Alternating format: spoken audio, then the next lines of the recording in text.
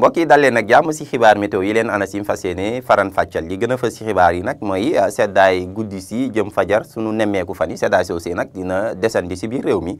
waaye bu ñu yeggee ëllëg sa bés ba si aljuma tàngoor si nag wanewaat boppam rawatina si diwaan yi nekk si digg réew mi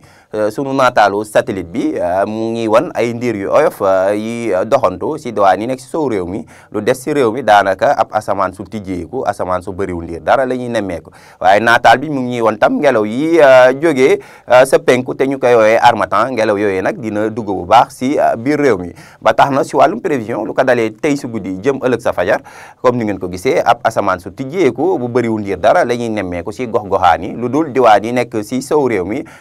Ndakaaru Mbuur Thiès Louga dem ba Ndar Podor foofee ay ndiir yu oyof dinañ ko fa xaarandi waaye lu des si réew mi daanaka asamaan su bëriwul ndiir dara la ñuy xaarandi si seddaay bi nag daanaka diwaan yi nekk si bët saarum réew mi Ziguinchor Sédhiou Kolda foofu la ñuy xaarande seddaay foofu la seddaay si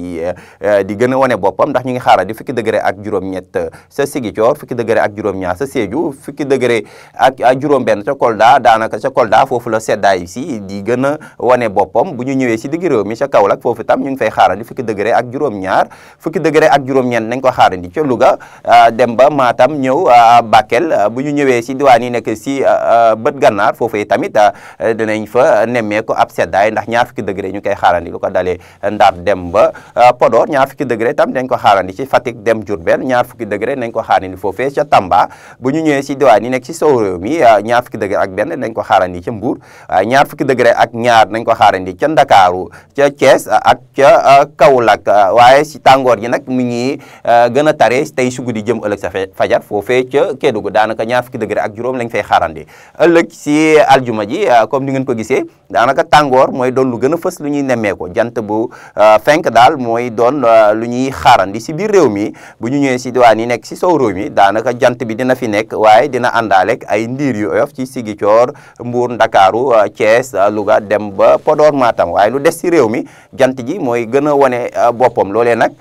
dina tax tàngoor si gën a tar si diwaan yi nekk si biir réew mi rawatina si diwaan yi nekk si digg réew mi ndax ñeent fukki degré dinañ ko xaarandi sa Thiès Fatick waaye ñeent fukki degré tam dinañ ko xaarandi foofee sa Diourbel ñeent fukki degré ak benn nañ ko xaarandi ca Mbour ca Kaffrine ca Kaolack nag foofu la tàngoor si di gën a tare ñu ngi fiy xaarandi ñeent fukki degré ak ñaar li des si réew mi tàngoor yi tam dina wane boppam si diwaan yi nekk si bët gànnaar foofee ca Ndar Louga Linguère Podor dem ba Matam Bakel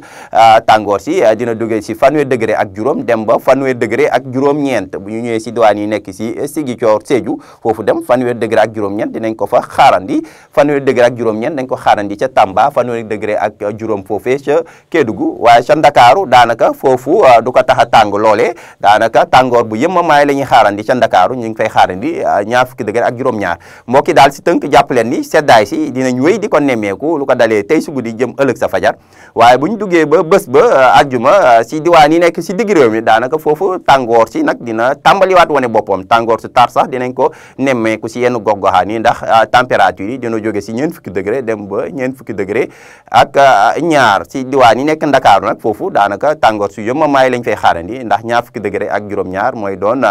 température bi ñu fay xaarandi ëllëg mbokk yi lii moo gënoon fës si ay xibaar météo ñu ngi leen di jox dig daje ba ëllëg wasalaam